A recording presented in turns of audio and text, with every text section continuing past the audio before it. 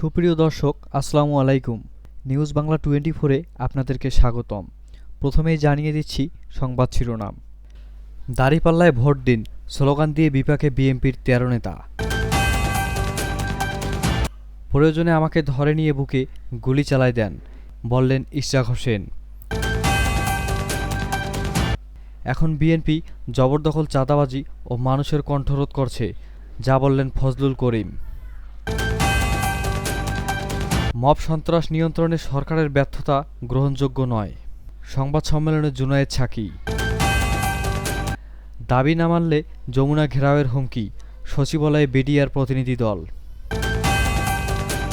দুটি ইসলামী ও একটি নবীন দল নির্বাচন নিয়ে ষড়যন্ত্র করছে, যা বললেন প্রিন্স। এতক্ষণ শুনছিলেন সংবাদ শিরোনাম। পুরো খবর পেতে ভিডিওটি শেষ পর্যন্ত দেখুন। সর্বশেষ খবর পেতে চ্যানেলটি সাবস্ক্রাইব করুন। এবার বিস্তারিত। সিরাজগঞ্জের তাড়াশে বিএনপির নেতাকর্মীদের উপস্থিতিতেই দাঁড়িপাল্লা স্লোগান দেওয়ায় ১৩ নেতাকর্মীকে কারণ দর্শানোর শোকজ নোটিশ দেওয়া হয়েছে। এছাড়াও সহযোগী সংগঠনের আরও ২১ নেতাকর্মীর বিরুদ্ধে সাংগঠনিক ব্যবস্থা গ্রহণের নির্দেশ দেওয়া হয়েছে। মঙ্গলবার ২৪ জুন রাতে এই তথ্য নিশ্চিত করেন জেলা বিএনপির সহদপ্তর সম্পাদক শেখ মোহাম্মদ এনামুল হক। এর আগে ২১ জুন শেখ এনামুল হক স্বাক্ষরিত পৃথক চিঠিতে এসব নির্দেশ দেওয়া হয়েছে।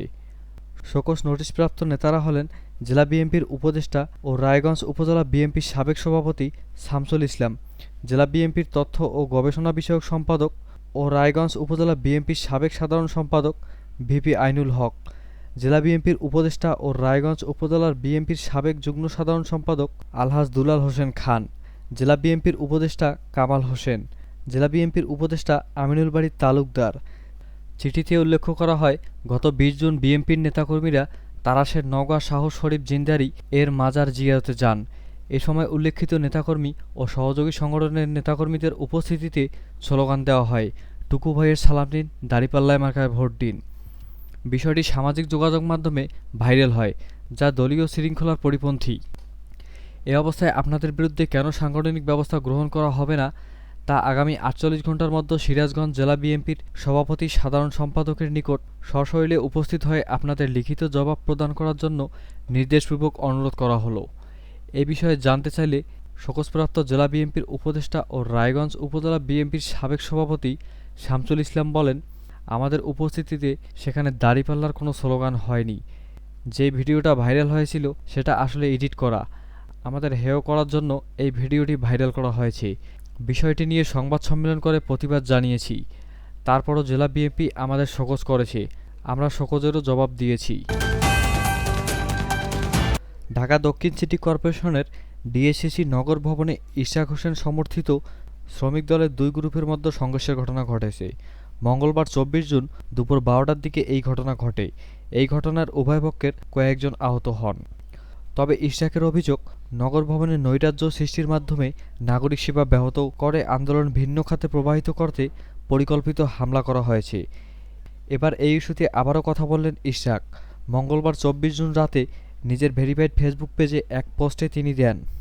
এতে তিনি লেখেন, অন্তর্বর্তীকালীন সরকার ও আসিফ ভুঁইয়াকে বলবো প্রয়োজনে আমাকে ধরে নিয়ে বুকে গুলি চালিয়ে দেন, কিন্তু আমার পক্ষে দাঁড়ানোর জন্য আরেকজনের বুকে ছুরি চালাবেন না।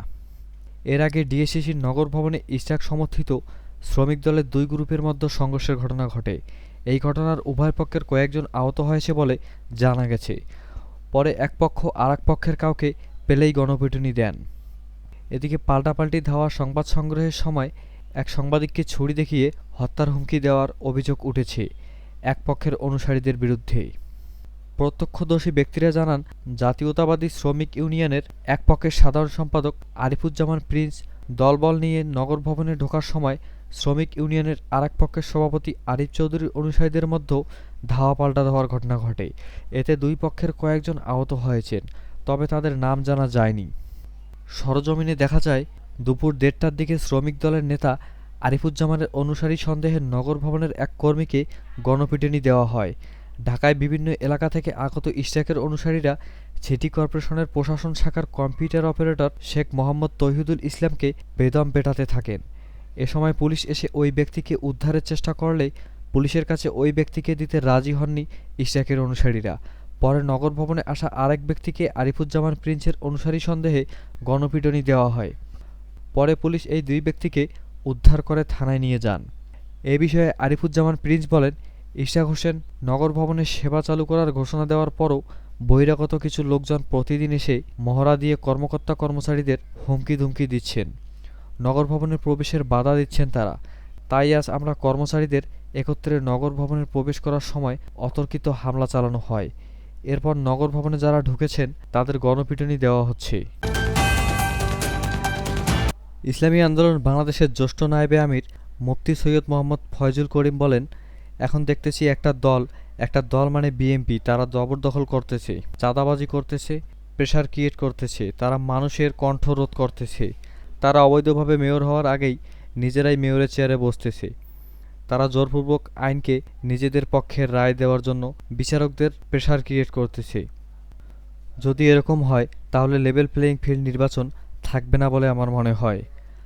আজ মঙ্গলবার সন্ধ্যায় গাইবান্ধা শহরের পৌর শহীদ মিনারে আয়োজিত গণসমাবেশে প্রধান অতিথির বক্তব্যের পর সাংবাদিকদের প্রশ্নের জবাবে তিনি কথা বলেন।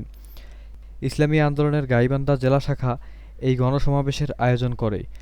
জেলা শাখার সভাপতি মাওলানা আব্দুল মাজেদের সভাপতিত্বে সমাবেশের কেন্দ্রীয় সাংগঠনিক সম্পাদক রংপুর বিভাগ জেলা সেক্রেটারি মুফতি আল আমিন বিন হোসাইন, ইসলামিক শ্রমিক আন্দোলনের জেলা সভাপতি আব্দুল মুফতি মণ্ডল, ইসলামী যুব আন্দোলনের জেলা সভাপতি মুফতি সৈয়দ তৌহিদুল ইসলাম প্রমুখ বক্তব্য দেন। জাতীয় নির্বাচন প্রসঙ্গে ফয়জুল করিম বলেন, আমরা একটি গ্রহণযোগ্য, সুন্দর, স্বচ্ছ নির্বাচন চাই, যে নির্বাচনের বাক্স চুরি ও ছিনতাই হবে না, কেন্দ্র দখল ও ভোট ডাকাতি করা হবে না, অবৈধভাবে দিনের ভোট রাতে করা হবে না, অবৈধ কাউকে নির্বাচিত ঘোষণা করা হবে না। ৩০০ আসনের প্রতিনিধিত্বতার বিষয়ে তিনি বলেন, আমাদের টার্গেট হলো ইসলামী দলগুলো ছাড়াও ইসলাম, দেশ ও মানবতা, এই তিনটি মূল ভিত্তিতে যারাই আমাদের সঙ্গে জোট করতে চায় তাদের সঙ্গেই জোটবদ্ধ নির্বাচন করা। যদি জোট না হয় তখন ভিন্ন পরিকল্পনা থাকবে।